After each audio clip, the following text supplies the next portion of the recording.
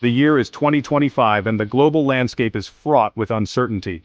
Amidst this backdrop, a new battlefront has emerged, a trade war between two of the world's closest allies, Canada and the United States. This economic conflict, sparked by President Trump's protectionist policies, has sent shockwaves through both nations and has the potential to destabilize the global trading system. The heart of the dispute lies in tariffs, taxes imposed on imported goods.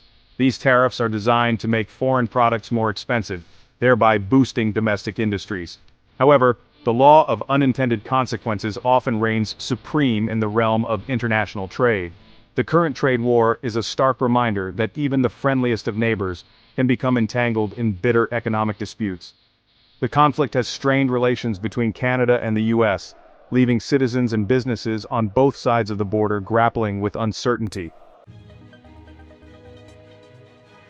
In a move that surprised many, President Trump announced a 25% tariff on a range of Canadian goods.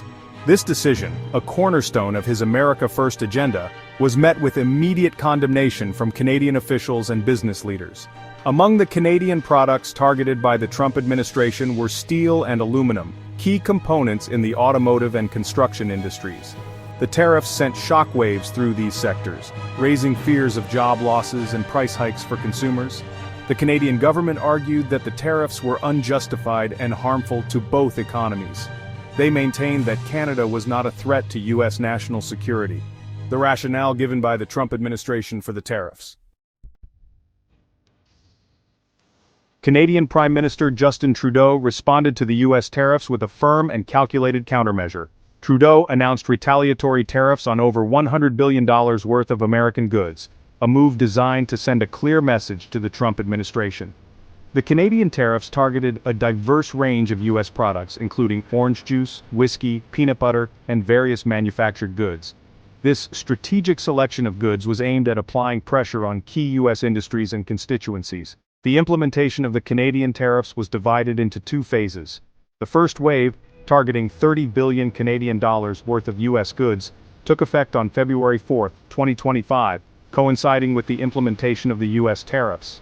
The second wave, encompassing a larger 125 billion Canadian dollars worth of goods, was scheduled to be phased in over the following 3 weeks. This staggered approach was intended to give the U.S. time to reconsider its position and minimize the immediate economic impact.